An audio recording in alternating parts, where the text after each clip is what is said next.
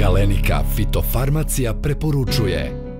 Šta ratari Srbije traže od semena pšenice i zašto sve češće poverenje poklanjaju LG genetici? Pšenica Avenue spada među najranije pšenice na tržištu Srbije i regiona.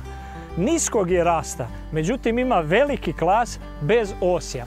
A njena ranostasnost joj obezbeđuje visoke prinose, jer upravo svojom ranostašnošću ona izbegava temperaturne udare, odnosno visoke temperature koje imamo krajem juna i početkom jula, i na taj način je njen prinos visok i stabilan. Visoko je tolerantna na bolesti tipa pegavosti lista i žute rđe.